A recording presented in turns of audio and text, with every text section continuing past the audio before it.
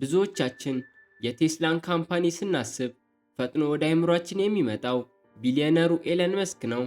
ነገር ግን ትክክለኛው ታሪክ የሚጀምረው በማርቲን ኤርበርሃርድ እና ማርክ ታርቴንግ የተባሉ ሁለት ራዕይ ካላቸው ኢንጂነሮች ነው። በ2003 ቴስላ ሞተርስ ተመሰረተ።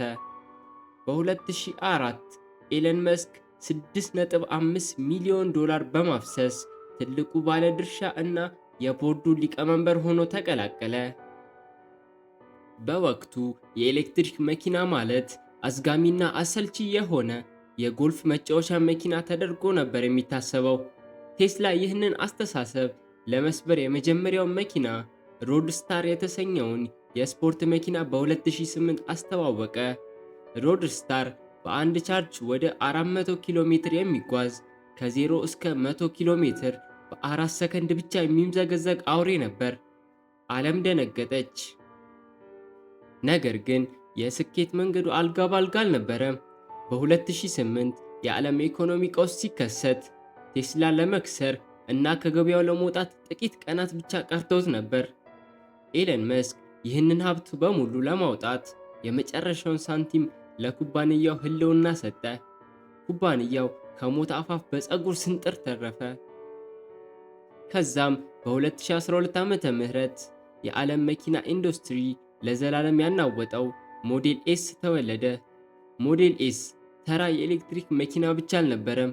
በኮምፒውተር የሚዘጋጅ የራሱ የሆነ ግዙፍ ስክሪን ያለው እና ልክ እንደ ስማርት ስልክ በኢንተርኔት ራሱን የሚያዘምን የቴክኖሎጂ ድንቅ ሥራ ነበር። ይህ የካምፓኒ ያመጣው የቴክኖሎጂ ለውጥ ምን ያህል አስገራሚ እንደሆነ እያያችሁ ነው።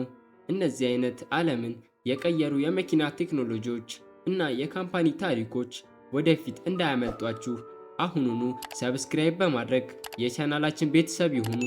አሁን ደግሞ በቀጥታ ወደ ቀጣዩ ታሪካችን ክፍል እንለፍ። ቴስላ የቅንጦት መኪኖችን በማምረት ተሳክቶለታል። አሁን ደግሞ ለብዙዎች ተደራሽ የሚሆን ርካሽ መኪና ማምረት ነበረበት። በ2017 ሞዴልን ስሪን ይዞ መጣ። ሆኖም መኪናው በሚሊዮኖች የሚቆጠሩ ሰዎች ማምረት እጅግ ከባድ ፈተና ሆነበት። የገንዘብ እጥረት፣ የፋብሪካ ብልሽት። ኤለን መስክ በፋብሪካው ወለል ላይ እየተኛ ኩባንያውን ለመክሰር ይታደግ ነበር። በመጨረሻም ቴስላ አሸነፈ። ሞዴል ዋይ የተሰኘው አዲስ መኪናውም በ2023 በዓለም ላይ በብዛት የተሸጠ የነዳጅ መኪናን ጭምር አሸንፎ የመጀመሪያው የኤሌክትሪክ መኪና ለመሆን በቃ። ሳይበር ትራክ የተሰኘውን የነገውን ዓለም የሚመስል መኪናውም የዲዛይን ሕጎች በሙሉ ሰበረ። ቴስላ የ1 ትሪሊዮን ዶላር ኩባንያ ሆነ። አሁን ጊዜው 2026 ነው። ዛሬ ቴስላን የመኪና አምራች ኩባንያ ብሎ መጥራት ትልቅ ስህተት ነው። ቴስላ ራሱን የዓለማችን ግዙፍ የሰው ሰራሽ አስተውሎት ኤአይ እና የሮቦቲክስ ኩባንያ አድርጎ አዋቅሯል። የ2026ቱ የቴስላ ገጽ በአራት ዋና ዋና አብዮቶች ላይ ቆሟል። አንደኛው ሳይበርካብ እና ሮቦቲክስ። ቴስላ መሪ እና ፔዳል የሌላቸውን ሙሉ በሙሉ ራሳቸውን ችለው የሚነዱ ታክሲዎችን ወደ ገበያ አምጥቷል። መኪና መግዛት ሳይጠበቅቦ በስልኮ ብቻ ጠርተው ካለ ሾፌር የሚወስዱት አገልግሎት እውን ሆኗል። ሁለተኛው ኦፕቲመስ ጄን 3 ሮቦት። የቴስላ የሰው መሰል ሮቦቶች በ2026 አስገራሚ ደረጃ ላይ ደርሷል። 22 የተለያዩ እንቅስቃሴዎችን ማድረግ የሚችሉ የሰው እጅ በሚያስደንቅ ሁኔታ የሚመስሉ እጆች ተገጥመውለታል። አሁን ላይ በካሊፎርኒያ በሚገኘው ፋብሪካ ውስጥ እነዚህ ሮቦቶችን በቀን 24 ሰዓት የሰውን ልጅ አሰልቺና አደገኛ ስራዎችን እየሰሩ ይገኛሉ። ሶስተኛው የኢነርጂ አብዮት ወይም ቴስላ ኢነርጂ። ከቻይና ኩባንያዎች ጋር የመኪና ሽያጭ ፉክክር በጠነከረበት በአሁኑ ወቅት ቴስላ እጅግ ከፍተኛ ትርፍ እያገኘ ያለው ከባትሪ ማከማቻ ነው። የዓለም ሀገራት የፀሐይና የነፋስ ኃይልን ለማከማቸት የቴስላን ግዙፍ ባትሪ እየተሻሙ ነው።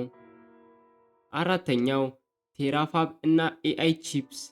ቴስላ ለሌሎች የኮምፒውተር ኩባንያዎች ጥገኛ ላለመሆን የራሱን እጅግ የረቀቀ ኤአይ5 የተባለ ኮምፒውተር ቺፕ የሚያመርትበት ቴራፋብ ፕሮጀክት በ2026 በይፋ ጀምሯል። ይህ የቴስላ መኪና እና ሮቦቶች የሰውን ልጅ ከአእምሮ በሚፈታተን ፍጥነት የሚያስቡ አድርጓቸዋል። ከማርቲን ኤርበርሃርድ ህልም እስከ ኤለን መስክ እብድ የሚመስል ራዕይ ቴስላ የማይቻሉን አድርጓል። ነዳጅን ታሪክ አደረገ። አሁን ደግሞ የሰው ሰራሽ አስተውሎትና ሮቦቶችን ዘመን እየመራ ነው። ቴስላ መኪና እየሰራ አይደለም፣ የወደፊት የሰው ልጅ ህይወትን እየገነባ ነው። ይህ የቴክኖሎጂ ታሪክ ከተመቻችሁ ቪዲዮን ላይክ፣ ቻናላችንን ሰብስክራይብ እንዲሁም ለወዳጆቹ ሼር ማድረግዎን አትዘንጉ። አስተያየቶቻችሁን ኮመንት ላይ አስቀምጡልን። በሚቀጥለው አጓጊ ታሪክ እስክንገናኝ ቸርን ሰንብት።